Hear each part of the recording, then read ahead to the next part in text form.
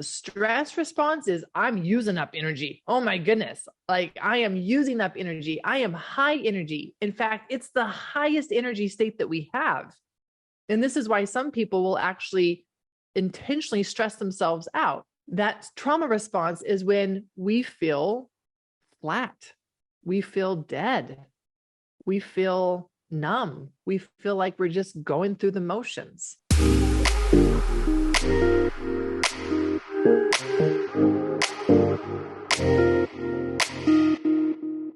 Hey, everybody. Welcome back to the podcast. Today, we have a beautiful special guest with us in the house, Dr. Aimee Apigian. She is a double board certified physician in preventative medicine and addiction medicine. She has a master's in biochemistry and a master's in public health. In addition to her medical training, she's also a certified functional medicine physician.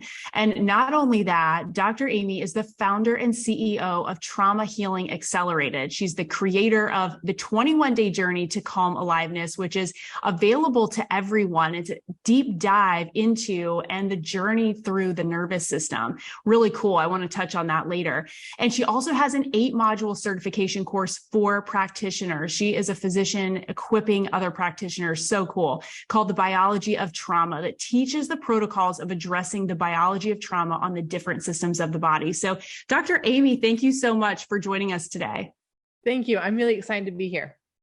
I'm so excited to have this conversation. We were just talking about how relevant this is to people's healing journey, talking about stored trauma in the body. And I think it can get a little gray, maybe a little just like we don't really understand. Like it just kind of seems like it's something that makes sense, but how does that really like play out in real life? Like, what do you do about the traumas in your body? So I want to let you set the stage for us and tell us just, a brief, rundown of where you've been, kind of why this is your passion project, and bring us up to speed on what you're all about and who you are in this incredible work that you're doing. So I actually started a very traditional conventional medicine training. And it wasn't until I was in the middle of medical school and I was just finishing up my master's in biochemistry when I had a little bit of space and I decided to become a foster parent. I jumped through all of those hoops, had that phone call that you will never forget. And Miguel showed up in my life as a 4-year-old and with a lot of history. I knew that my love would help him feel loved, feel lovable, and open his heart up, and he would shine and be able to live the rest of his life knowing and feeling loved. And that's not what happened. And actually, the more that I loved him, the more he pushed me away. And I did not understand this at the time. And so I threw myself into learning about attachment and then I guess attachment trauma. I mean, I'm just trying to figure out, as a mom now, I'm trying to figure out what is going on in this kid's brain and how do I help him? Because I was very clear that I wanted to have him experience some happiness in his childhood. I did not want him to get the end of his childhood and not have had that healing. So I knew that I was up against the clock and I didn't have the luxury of just doing what didn't seem to be working, because I wanted him to experience happiness in several years of his childhood. And so what I learned started to contradict a lot of what I had thought and a lot of what I had been taught. And it wasn't until after actually he had his healing experience 6 years later, and then I'm in general surgery residency, and then I get very sick and my body breaks. I can't get out of bed and I am overweight. I'm on 2 mood medications to help me with depression and anxiety. People are telling me that I'm stressed, that I'm burnt out, that I've been working for so long and so hard as a resident, which all made sense to me. And that's what I had been taught as well. But then when my body was not getting better, and that really scared me because I did not want this to be the rest of my life. I wanted to be out there on my bike. I wanted to be out there hiking in the mountains. And I was not willing to settle that this would be the rest of my life. So I threw myself into figuring out now my own body. But what clued me in was that in part of my studies with my son, I had studied attachment trauma.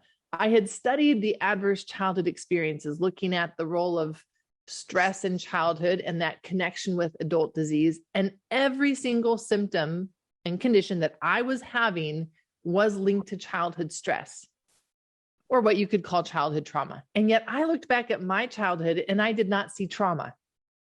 If this had been my son, I would have been like, well, it's kind of expected, which means that there's not really anything we can do about it.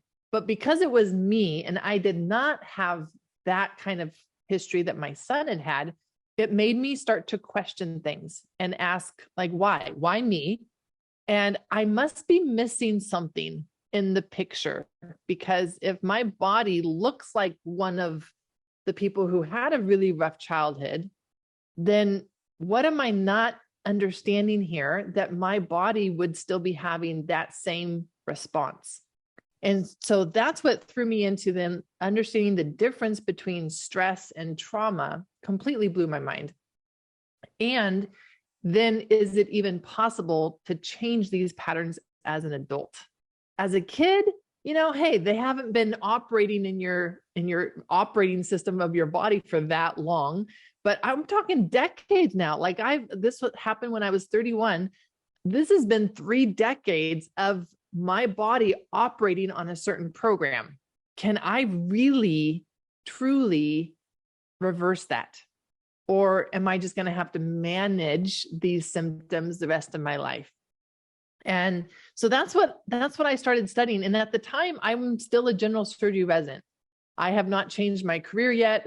And it wasn't until I started learning all this stuff and piecing it together and realizing that this is huge. Like, this is changing my life on a much greater degree than I even expected. I didn't know that life could be this wonderful. I didn't know that my body could have this level of aliveness and presence. And it's like, well, then I want more. I want more. I wonder what else is possible, because I know that my work's not done. And so it eventually led me to choose to become a trauma, attachment, addiction physician, left surgery, became board certified in preventive medicine and addiction medicine, and now have been able to really just lean into this biology of trauma. And it allows me to help people accelerate their trauma healing journey so that they're also not stuck either in therapy for years or also seeing a bunch of different doctors for years, because we can get to the true root cause and understand it and know what are the leverage points that we can use to change it no matter how old a person is. I think of stress and trauma, and I want you to differentiate these two, because in my mind, like, I'm thinking stress is something that's just a present day, something that we're up against, that is something our body and our nervous system is having to manage. Trauma is something that has happened in the past, maybe as a result of chronic stress or the presence of some stress. But I don't think we really differentiate them. I think that we use them interchangeably. And we think that a lot of times the traumas are like permanent scars on our life. So can you just break that down first? Because I feel like that's something that I personally feel like I need to understand better. I know that it holds value and weight, but I feel like it's one of those elusive things that I'm just like, I can't quite pin it down. And if I can't understand it, then I know I'm not going to have any action that I can take from that. Yeah, absolutely. And you're speaking my language, because as a medical physician, when I look at people walking into a hospital, walking into a clinic, walking into a doctor's office, and they are being diagnosed, if you want, with stress, being told that they have chronic stress and that they need to go do stress management. And yet I'm looking at them being like, no, like, you are dealing with a trauma response in your body. That stress management ain't going to work. It's not going to work, because stress needs a very different support than a trauma response.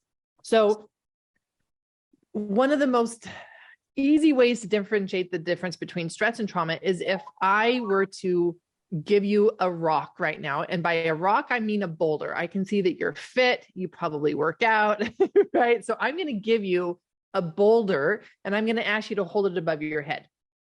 So hold that boulder above your head. And if you're listening, just go ahead and hold that boulder above your head. And as you're holding it up, like, I want you to start to feel like, ooh, this is a heavy rock. This is hard. And that's the stress response. The stress response are things that are hard, but we can do them. We're taking action. We're energized. We're leaning into it. We're actively problem solving. That is the stress response. When you think of the animal kingdom, it's when an animal is actively running. They are high energy. They're taking action.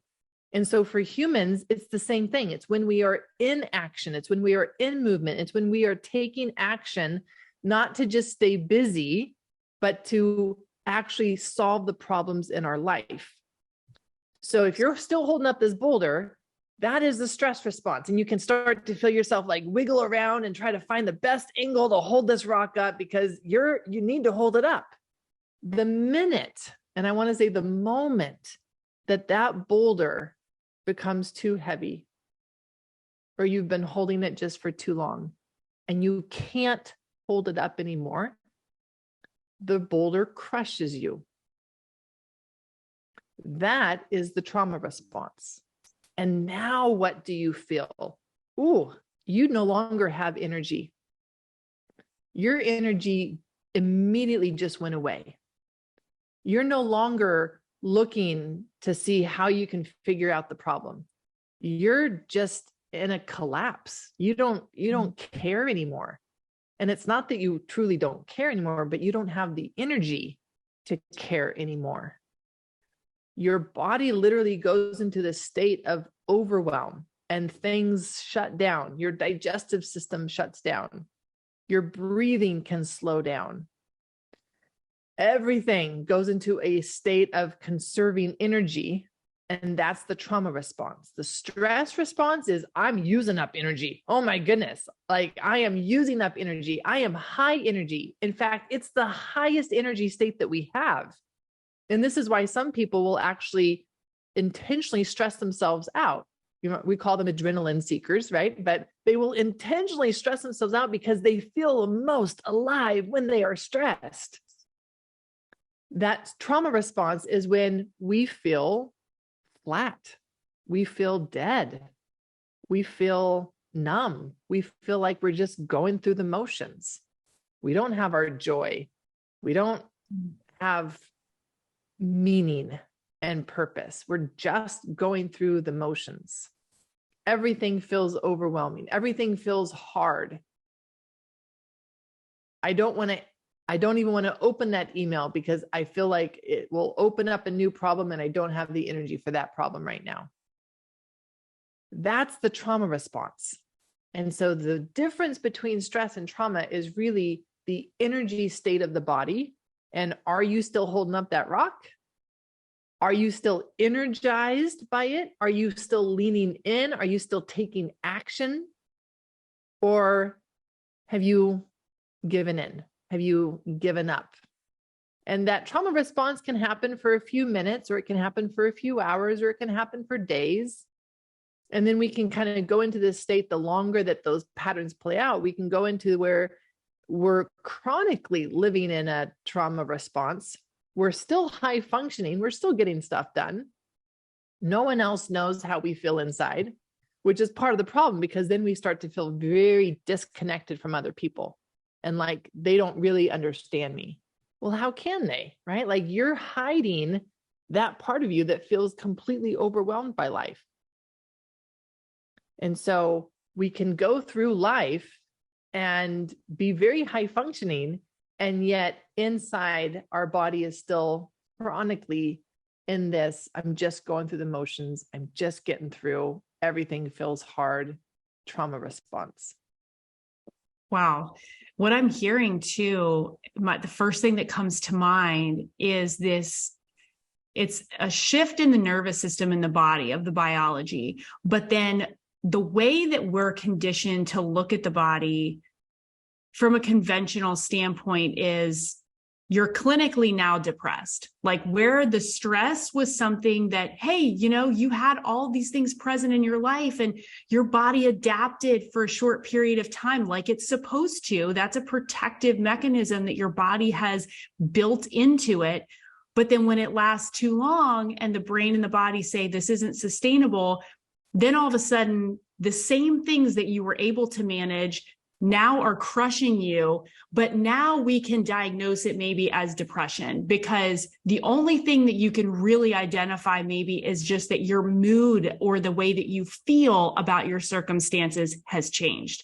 So is that really, like, what is it for somebody that maybe feels like, yeah, I don't know, I lost that joy like you described. Like my situation is relatively the same, but the way that I feel about my life is different. Is that how you know that you've got a trauma response, or you are in this state of being, having a trauma response? There are 3 ways to know that you're in a trauma response. One would be your body sensations. So you feel the heaviness. It feels hard to move. You don't want to get off of the couch. You don't want to get out of bed in the morning. Your body feels heavy. You have to exert more energy to move. It can be also where your natural posture is more slumped, where your body will naturally just not want to hold itself up because it needs to conserve energy. So it will let itself collapse. And you may notice yourself kind of going into that shame posture without even realizing it. Then we can look at the thoughts. So there are certain thoughts that will happen when we are in a trauma response. And those are thoughts of, I can't do this anymore. This is too much. I just want to give up. So we can look at the thoughts and by our thoughts know like, ooh, oh, that's a thought. That's a trauma response thought. And then the third way is by our actual physical health and our physical health conditions. So there are certain health symptoms and conditions that are strongly associated with the trauma response. Anything related to chronic inflammation is the trauma response. So stress actually shuts down inflammation. And that's a misconception, because even I was taught in medical school that, oh, stress causes inflammation. No, it actually doesn't. In fact, when you are having a flare-up of inflammation, for example, if you have asthma or an autoimmune condition and you're having a big flare-up, you go in and what do they give you? They give you a form of cortisol. They give you a form of stress to shut the inflammation down. So it's not the stress that actually causes inflammation. It's the trauma response that causes this chronic inflammation. So all of your chronic inflammation-based symptoms, conditions, autoimmunity for sure, chronic pain, fibromyalgia, chronic fatigue, depression, these are all symptoms, physical health symptoms that when we see a person struggling with these, we know that their body is in a trauma response. And for me, when I was going through my journey, I was so used to living in my head. I was so used to studying everything and thinking about everything. I was very disconnected from my body. So if you had asked me, well, what does your body feel? I don't know what I would have told you, but I was definitely not aware of my body sensations to the degree that I could use that to know, oh, my body's just gone into a trauma response. Obviously, with the work that I've done, I'm much better connected with my body. So what I started to use were my physical health symptoms.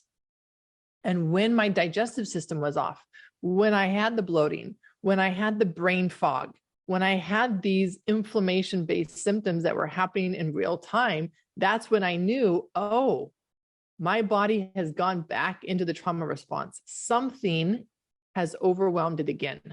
When did I feel that moment of panic of, I don't know if I'm going to be okay? And I could usually trace it back and be like, oh, that was the moment. But this is so much a part of our daily life that we just go through these experiences, not realizing the impact that they're having on our health, that that just put me into a trauma response. And this is the result of that trauma response. It has now just turned on all the inflammation. It has shut down my gut, shut down my ability to absorb nutrients well. It's triggered brain inflammation. It has all these consequences. And yet this is so much a person's daily life to constantly have that thought and that response of, oh, I don't know how this is going to play out. I don't know if I'm going to be okay. So when we talk about symptoms, like you just said, because that's usually the starting point. That's when people start to perk up, because all of a sudden now these symptoms, with possible diagnosis, like they're interrupting our lives. Like it's a problem. And because now, where things were probably, our plate was full to begin with, now we have the disruption of these symptoms that are just incredibly aggravating and frustrating to deal with. And if they're correlated or there's some connection to these traumas, like what are we doing by just bypassing the trauma, putting a Band-Aid on the symptom? I mean, I feel like we're creating almost like this volcano that's going to erupt, of everything kind of imploding at some point. So, I mean, it seems like if the symptoms are a byproduct and result a lot of times of these different traumas, like what do we need to be doing, or how do we need to be going about addressing them? And like, what does it look like? I guess that might even be a better place to start too. Like, what does stored traumas, other than just like these physical expressions of symptoms, like what is it doing to organ systems? Like why is it that some people have certain symptoms over another? I'm like now unloading all of these questions on you. So maybe you can just put them in an order that makes sense, but it's just triggering me to think about so many things in a different way, because this is not the way that we treat people, in just the way that we know this, we talk about this on every single episode. This is not the mindset of our culture. But I think that understanding why and where these things are stemming from it's absolutely paramount. It's foundational. We have to be able to unpack that and find the root before we can start to take steps to heal. Absolutely. And so what I see is what I call a trauma burden on the body. And so depending on how much burden is on your body, almost how much weight is it carrying with that burden, that will determine your progression through this journey and the breaking point for your body. I reached my breaking point at 31. Some people reach their breaking point earlier, right? Like I'm thinking of Kelsey, and she's one of the people who came through my 21-day journey. I did not know this about her before she came in. This is all things that she told me afterwards, but she had a childhood where her mom was an alcoholic.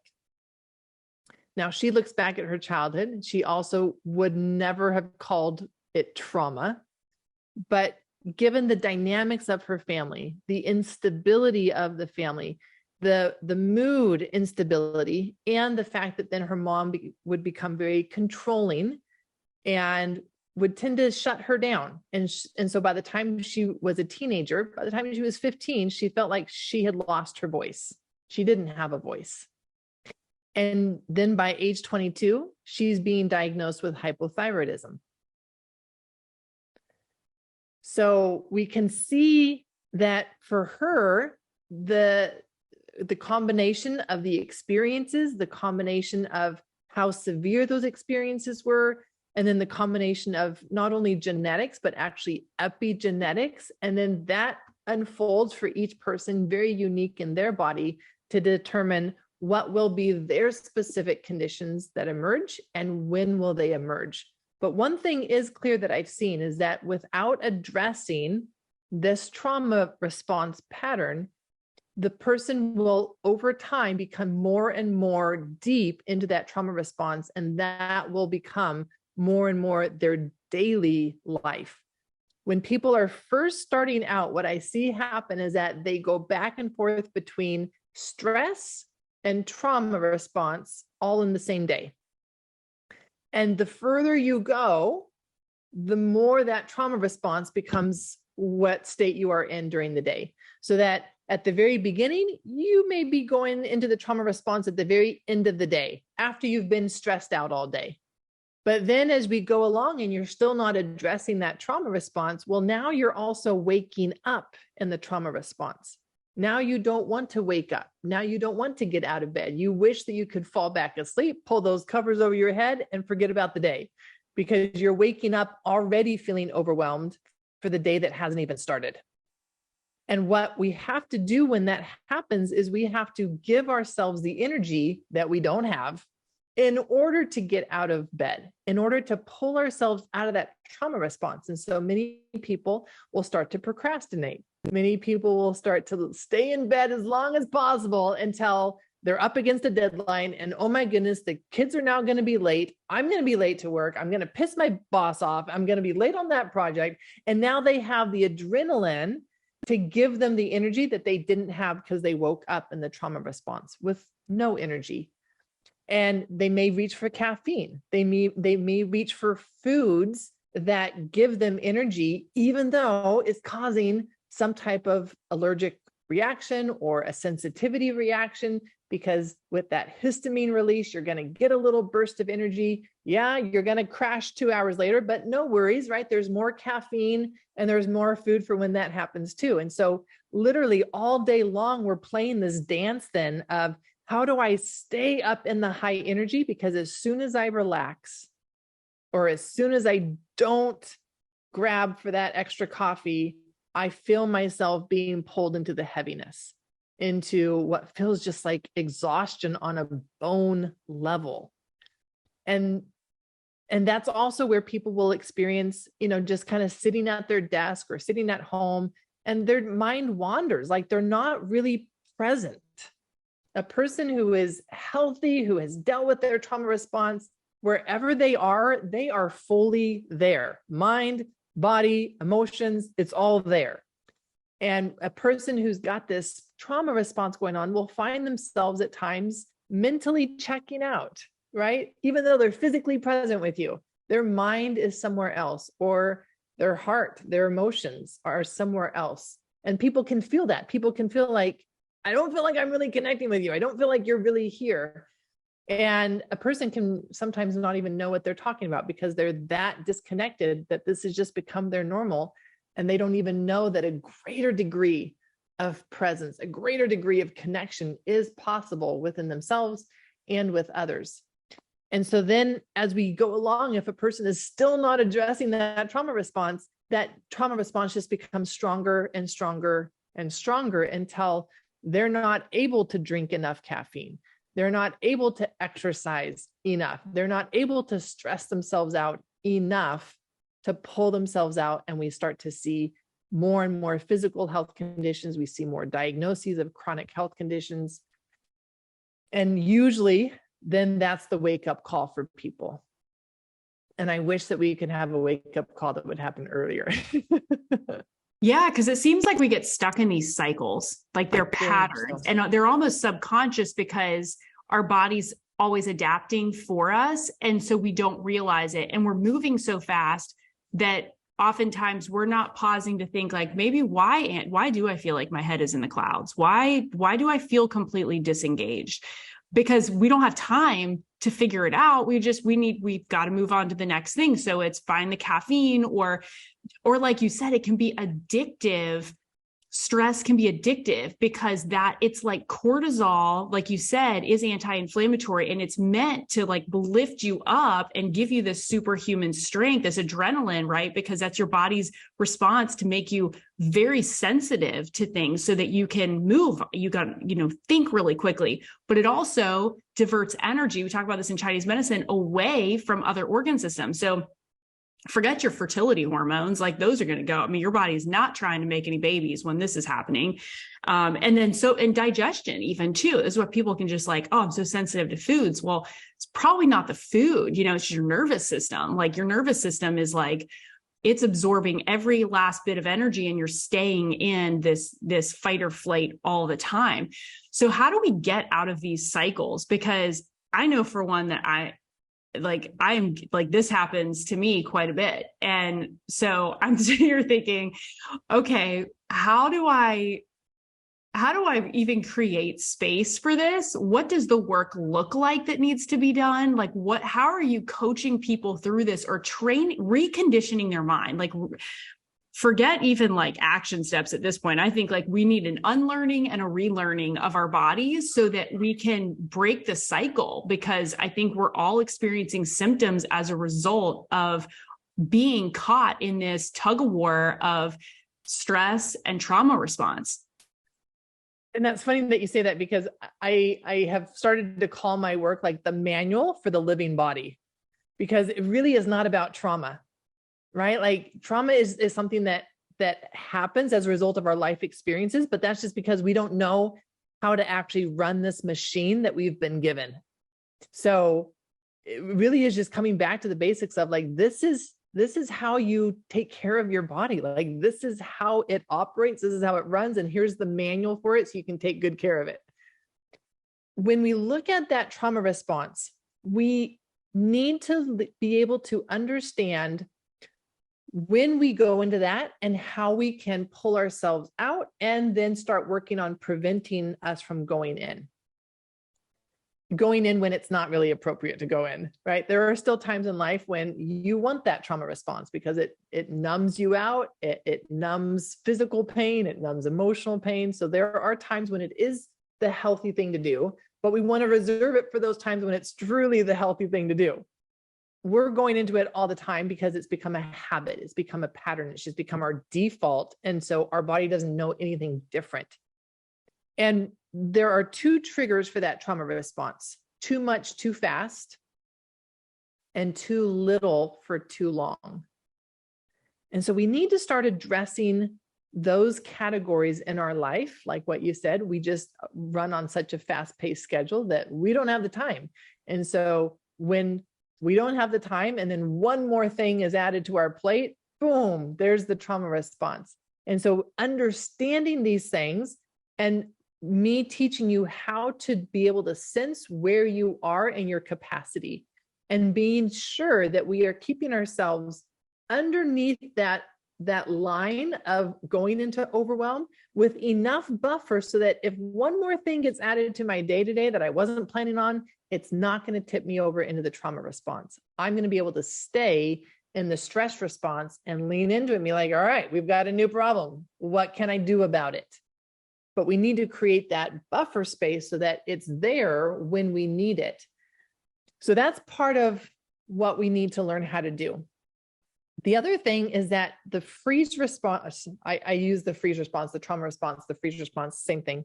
So that trauma response needs safety. It needs a felt sense of safety for it to finally be able to resolve. And we have not known how to create a felt sense of safety for ourselves, which is why our body stays stuck in that trauma response and we go back into it all the time. When I talk to people, they don't even know what that means. They give me this blank look like, what do you mean? What do you mean feeling safe? Like, exactly. That's the problem.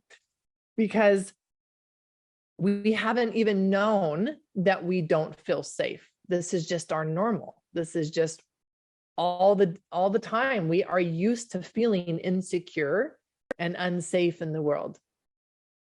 And so we don't know to question it, and we don't know that it's supposed to be different.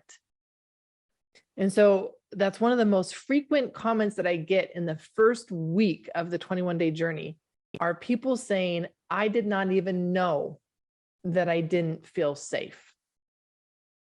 Because it's not until you feel it that you're like, yeah, no, I've never felt that before.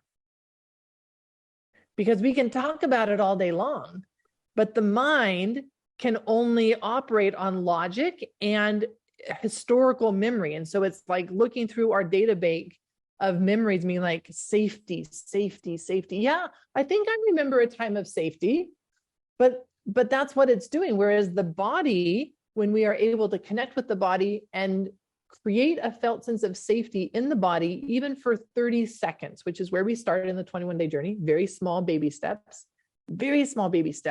And then the body is like, oh my goodness, like, thank you. where has this been my whole life? And the mind is like, yeah, no, this is a new experience. I've never known that this is what it meant to feel safe. People going through my 21-day journey, I've started to study them because this has been so fascinating to me. In just those 21 days, they experience a 60% increase in their felt sense of safety from day 1 to day 21. And as a result, they experience an increase in joy, 19% increase in joy. They experience a decrease in their digestive system pain and issues. They experience better sleep. They experience a 26% reduction in their pain levels every day, all from being able to create a felt sense of safety for themselves.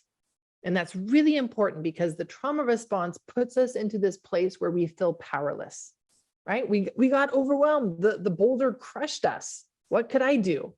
And I can't lift it back up. So we are naturally in this place of feeling powerless. And part of what we have to do is to learn that we can do so much of this for ourselves. We actually don't need someone else. We actually don't need to look to someone else to provide safety for us, to provide security for us. We need to know how to do this for ourselves, and that changes everything. Because now we can go into situations feeling safe, feeling secure, and it not be dependent on someone else in our life, but myself. And then I can connect with other people from that place of safety. And my goodness, the changes that happen in relationships, just over the course of the 21-day journey, because I can feel safe. I'm thinking of Joanna, and she was taking my 21-day journey. Again, I had no idea what was going on in her life beforehand. All I know is that in the 3rd week, she messaged me and said, I finally was able to reach out to a family member I have not spoken to in over 10 years, because now I know how to create a felt sense of safety for myself. And so I can keep myself safe. I don't need the other person to keep me safe. And they were able to make that reconnection. I mean, it's stuff that gives me shivers and goosebumps. Yeah. Because when you have these tools and skills, it changes everything in your life, in your relationships, in your career, and in your physical health. Yeah. This is so interesting. I'm curious to know, do you feel like is that pivotal moment for people? Like, if they're going through this journey and trying to understand what this feeling of safety is, is there a question? Is there a certain point where it's like, it sets off that aha moment? Like, now I get it. Now I'm seeing it. What is that one piece without I'm sure there's a lot there if it's 21 days, but what's the one part? If somebody could be like, well, I feel like I need to access this more. I need to lean into this more. What's a question for them just to think about, to kind of mull over, to be like, maybe this is a missing piece for me. I point them back to their health and kind of the downstream effects of not feeling safe. How are you waking up? Are you waking up feeling like you are in purpose, you are energized for your day? Or are you already seeing the world as a dangerous place and as life being hard? Because that's going to put us into this place where we're guarding ourselves. We're guarding our heart. We're guarding our energy. Yeah. And a lot of people can relate to that because we even schedule things or don't schedule things based on our energy levels because we're like, oh, I don't know how my body's going to do, right? And we can feel like our body is what holds us back based on the energy levels, based on pain, based on inflammation, based on brain fog, based on all these physical health symptoms. And it's like, well, those are a direct result of your body, your nervous system communicating, I don't feel safe. And so even if those are not messages that you are consciously aware of. It's showing up in your body as your body does not feel safe. Is this a practice that you teach people every day, that like to do every day? So, you know, meaning like, because I'm thinking there's so much here that has value, but I imagine that there's this learning and understanding, but then there's this putting it into practice where you've got to show up for yourself every day. Otherwise, you're probably going to fall back into old patterns and habits. Do you see that with people? Probably. Of course you are. Okay, good. It's not just me then. Oh, no, not at all. And that's, you know, I mean, we're talking about a pattern here that's been in play for decades in our bodies. Can we really expect it to just change overnight or change with something that we do once or for a week, right? Like we're talking about something that has been a well-established pattern for decades. So just like we do with every other thing, though, when we're working with the nervous system and changing a habit, changing a pattern, that consistency is key. And so I liken it to needing to be out in the garden and changing the direction that a tree is growing. And I don't know where, if there's high winds where you are, but sometimes, you know, here on the coast, there can be really high winds. And so you'll go to the coast and you'll see these trees that are literally growing sideways because the wind has blown so hard on them. And that's like us, right? Like life has hit us so many times that we're now just living sideways rather than growing up straight and tall like we should be. And yet, if you go over to that tree and you're like, don't you know you're supposed to be growing up? Like, just change your mindset, you know, do some affirmations or whatever it is that we tell ourselves to do. But we go over to that tree and we try to make that change immediately, we're going to break it. And this is a concept that I need people to understand, that even in therapy, even doing good things, we can do too much too fast and cause a trauma response. If we're not feeling safe, if we're not feeling supported, and we go to try to process therapy, we're going to actually cause a trauma response in our body because we're not at the place where it feels like it can manage that, it can handle that. That's a stress, right? Like therapy is actually a stress. And if you're already stressed at the max or you're in overwhelm, your body's not ready for that. So people are trying to do just good things, but at the wrong time and in the wrong order. And so what we need to do is we need to go over to that tree. We need to start building in support. And it needs to be consistent so that every day we're coming, we're checking on the tree, we're adjusting the support so that it's just the right amount of support, not too little that it doesn't feel any support and it's going to go right back to its pattern of growing sideways, but yet not so much that it's going to break the branch. And so that's what we do for our nervous system. And that's why it's 21 days. The first 7 days, the whole first week, I teach 7 exercises that are short. The videos themselves are 10 minutes long, but once you know that exercise, they're 30 seconds to 3 minutes long of exercises that you do so that you're implementing this in your daily life. And that whole first week is creating a felt sense of safety because that's what that trauma response needs. The second week, I'm going to start teaching you what the stress response needs, because when your body starts coming out of the trauma response, it's going to go into the stress response because that's how it got there. Now, the stress response needs support. It doesn't need safety. The stress response needs support, a felt sense of support. And so those are the exercises then that I teach. And again, same thing. The videos themselves are 10 minutes long every day, but once you learn the exercise, I mean, you can just do it while you're working. You can do it while you're walking around. Like it just becomes a part of your daily life and just how you take care of your body now, right? Kind of going back that this is the manual for your body. That third week, I go into the third step, which is expansion.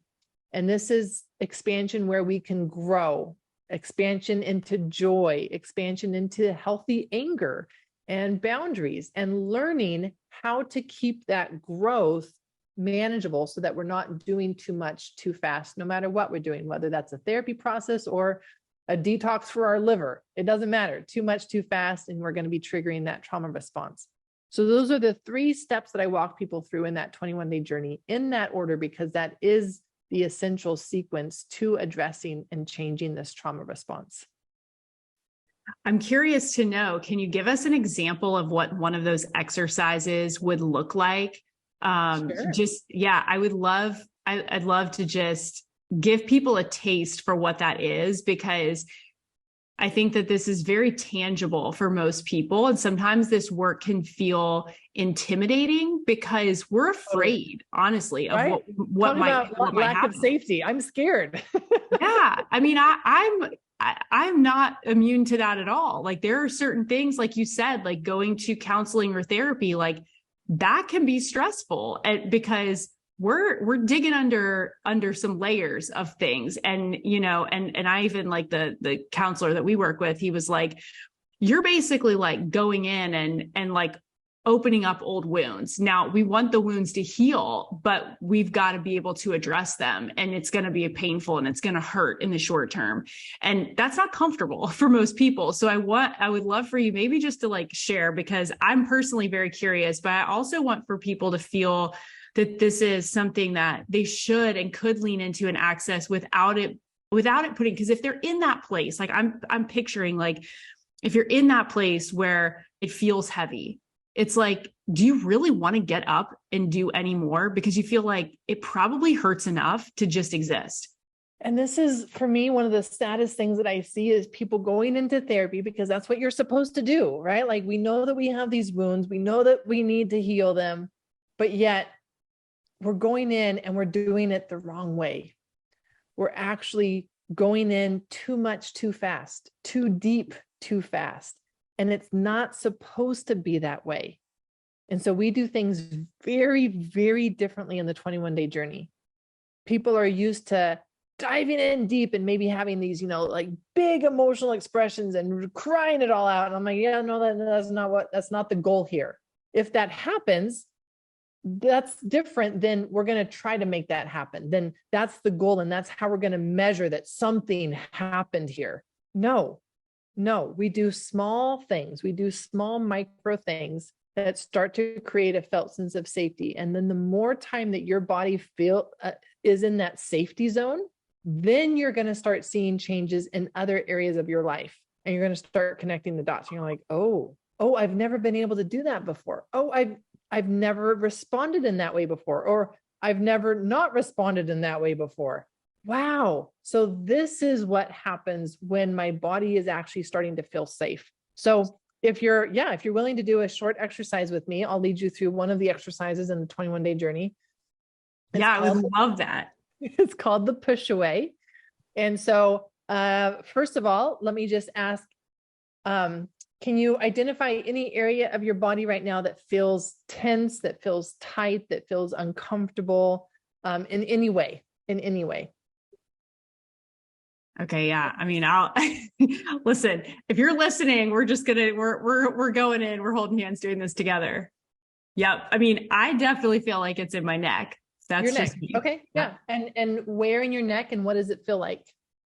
It's like my right shoulder into my neck, and it just feels tight. I feel like it's like my right shoulder is in my ear. Yeah. Okay. Well, let's do this exercise and let's just see what happens. Let's get curious.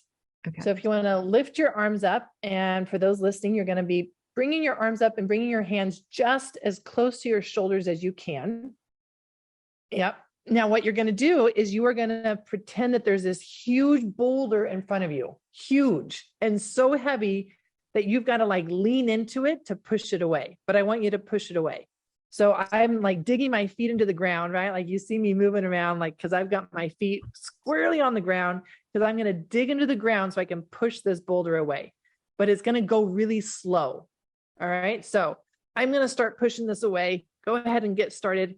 And oh my goodness, it's slow. My arms are fully engaged. My muscles are very engaged in this. I am pushing this boulder away. Oh my goodness. And I'm going to go all the way out until my arms are fully extended. And when they're fully extended, when they feel ready, you can just drop them in your lap. So my arms are fully extended now.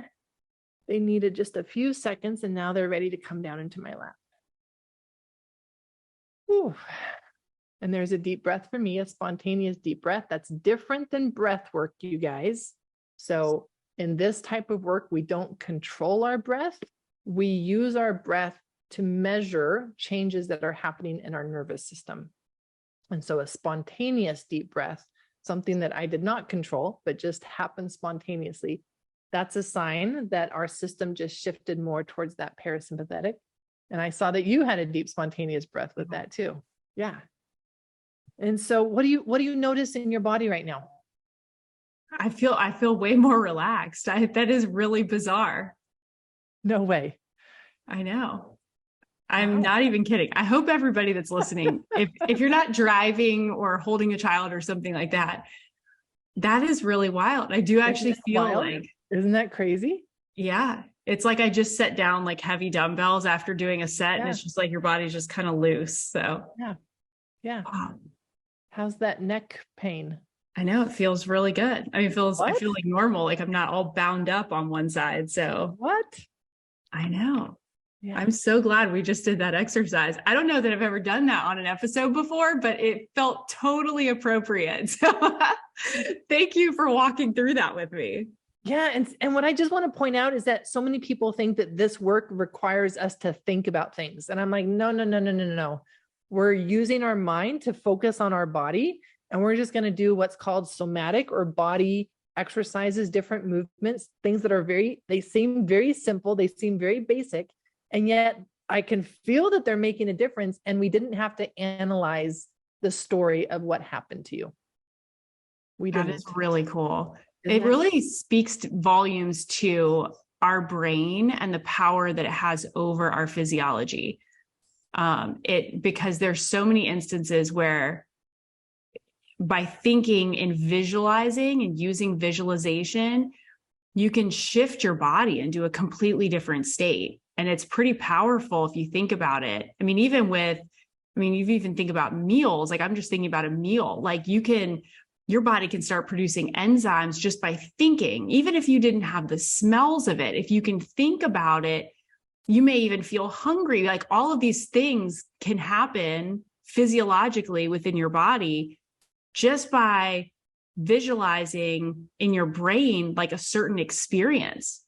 And I want to add to that, creating a felt sense of safety, creating a felt sense of safety around eating, creating a felt sense of safety around food, that this is nourishing me, that this is good food, that this is my friend, this is not going to make me sick, this is not right, but actually creating a felt sense of safety in all areas of our life.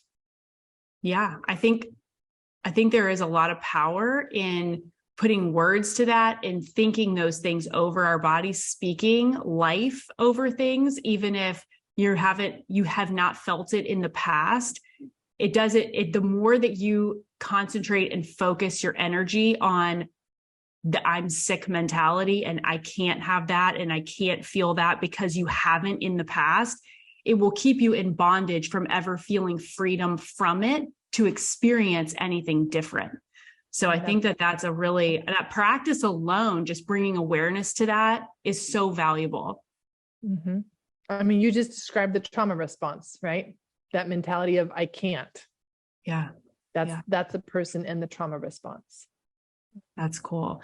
So I'm curious, in your home, and you talked about your son and how you do these, practices, because I feel like this is something that once you really find freedom in and you find what this feels like to experience this security and safety, this sense of safety, what are you doing, or what is the culture, the climate in your home so that this is a part of you, this is a part of your household, a part of your family? Because there's a lot of people where it's like, okay, well, my spouse needs to do this. Like we may have listeners that are like, this is for me, but I also know this is really for this person in my house too. So what's a great, like, are there ways to do this? Like with, like, is it solely something to do together? Are these like practices and rituals that can be done together? Like, what is your experience? What have you seen with people that are trying? We've got multiple people, all with trauma responses, all living under the same roof. Like, to me, that's an implosion. So what can people maybe like, what's a takeaway there of maybe how they can bring this into a household where you've got a lot of people working through a lot of heavy things? Yeah. And that's true, right? Like, you get a bunch of people together, they all have trauma responses. None of them feel safe. And that's a recipe for disaster and a lot of pain. And there have been many people who've gone through the 21-day journey, both of them at the same time. And I've even seen parents go through it, and then they come back and say, I just taught and I just did this exercise with my kid, and this is what happened. Kids seem so much more open to these kinds of exercises, because I don't think that they have as much judgment around this as being like, well, that's stupid. Why would I push away a boulder that's not there? Right. Yeah. Kids are so much more open to this stuff, and they love it, especially some of the other exercises where we bring in some jaw movements. It's been a lot of fun. And so usually what I recommend people do, and certainly what I do, is I start my day, and whoever's in the house, I do my own work first. And so I do at least a few minutes of just my own work, because I don't want to even be around other people until I've got my energy set and I'm in a good place. And then we do it as a group. And it's just like, this is our conscious decision that this is the energy that's going to be in this house today. And again, these exercises don't take long at all. They can be 60 seconds. They can be 2 minutes. Doesn't have to be long at all. And then throughout the day, what I am constantly aware of is when something happens and I can feel my system start to lose that place of feeling safe, I pause. And I'm like, oh, we're not gonna go there anymore. Remember, we're not gonna go there anymore. I am okay. I will be okay. And let me do some exercises to get back my sense of safety. And then I will address the problem. And what I find is that the more that people can do that, it breaks that habit that we've had of running our life so fast with no pauses, with no breaks. And then we start to build that in so that you're creating a 5-minute buffer now between meetings. You're creating buffers, you're creating pauses. You get somewhere and you first do an exercise before you get out of the car, or you do an exercise when you get into the car before you start driving. Like, you're just constantly doing a quick check-in with your system, being like, we need a little safety, or we need a little support, or we need a little joy right now. And you have the tools to know how to create that for yourself. You're not waiting on life to bring these opportunities to you. It's a huge game changer, and you start to feel so much more empowered in you creating the life that you want. This is huge, because we always talk about preventative medicine. Like, how do we make our bodies more resilient? And I'm just sitting here thinking, this is foundational. Like, if you can't access this, if you can't get to a place where your body can heal, then you are going to be constantly chasing and fighting symptoms. There's not enough herbs in the world that are going to save you from this. You've got to be able to get your body in a safe place so that it can be repairing damage along the way. Like, the stressors are coming, there's no question about it, but being able to have, being in tune, being able to have access to what our body's experiencing, feeling connected to that, is going to give us the space to do the work to support our bodies, like you talked about. And I think that's where we get in trouble. And that's where we see this perpetuation of disease, even for people that are really healthy. I know so many people, they're incredibly health-minded. I mean, they live like the cleanest life ever, yet they're always struggling with something. And it's like, there's got to be something else here. There's got to be a missing piece that is just not being evaluated or acknowledged or addressed in their life. So I think if you're looking for longevity and resilience in your body, like, you cannot escape the impact of this type of work. Yeah. I mean, this trauma response is your basic survival mechanism. And so if it is set on, I'm just helping you survive rather than I'm helping you thrive because we feel safe, it's going to continue to drive symptoms and conditions no matter what you throw at it. And you'll always be chasing the next symptom that you're developing. Yeah.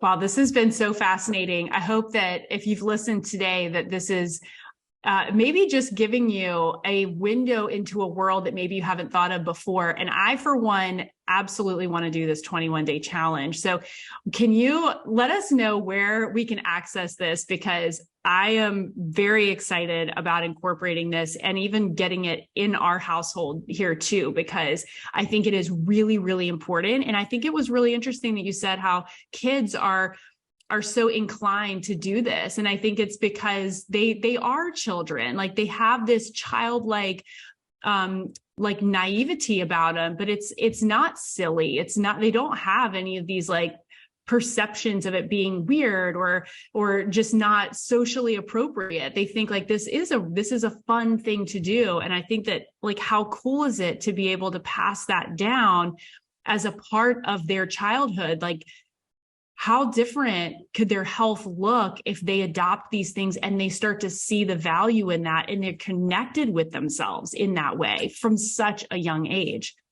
Yeah.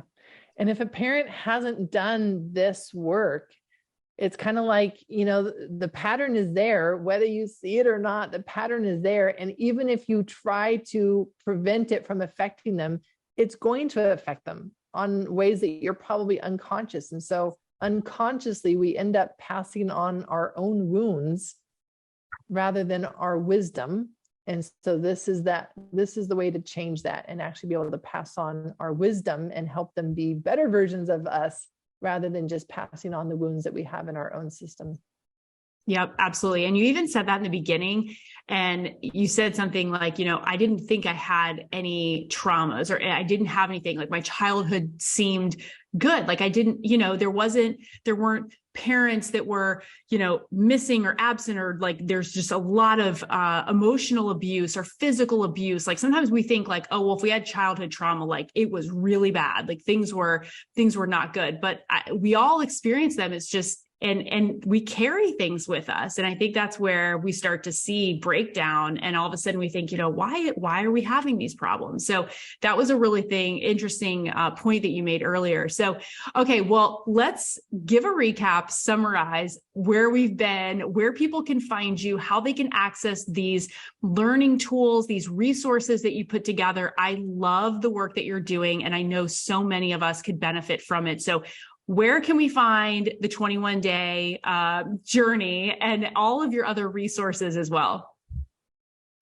They can head over to traumahealingaccelerated.com, and there they will find other resources. They will find some guides, steps to identify and heal trauma, and they will also find information about the 21-day journey there as well. I would be honored to have them join a group that I lead through that journey. And then the recap would be, oh my goodness, we've covered a lot. We started really with the difference between stress and trauma and being able to see that, like we actually experience more trauma than we've thought. And this is how we recognize it. We can actually recognize it with how our body feels, the heaviness, the low energy, the thoughts that we just don't want to do this anymore. We can't do this anymore. This is just too much. Life is too hard. And then we can actually recognize it by our physical health and the symptoms, the conditions, even our diagnoses that we're having. Those are all clues, windows into the nervous system. And is the nervous system spending more time in this trauma response than what we've thought? And then what do we do about it, right? So we talked about, what do we do about it? Well, we've actually got to walk it out of that process of how we got there. And the first step is establishing a felt sense of safety.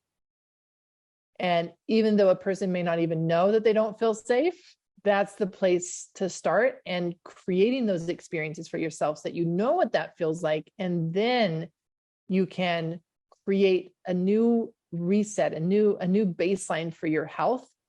After safety needs to come a felt sense of support, and then a felt sense of expansion, safe expansion. And many people make the mistake of doing too much in therapy, and it's not safe. and they put themselves back into a trauma response. And so we talk about safe expansion, and I teach those 3 steps: the safety, the support, and the expansion in the 21-day journey.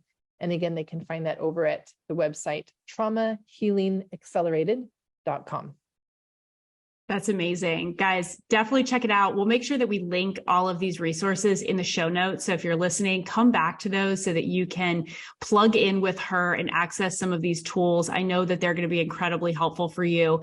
Dr. Aimee, thank you so much for your time today. This has been such a fantastic conversation. It's encouraged me. It's enlightened me in so many ways. I feel very empowered to step into some of this, and I'm excited to put it into practice in my own life. So guys, thanks for tuning in on today's episode. Make sure you link up with Dr. Aimee, head over to the Health Institute, leave us a review, a comment on this episode. I hope that it served you, and we will see you next time.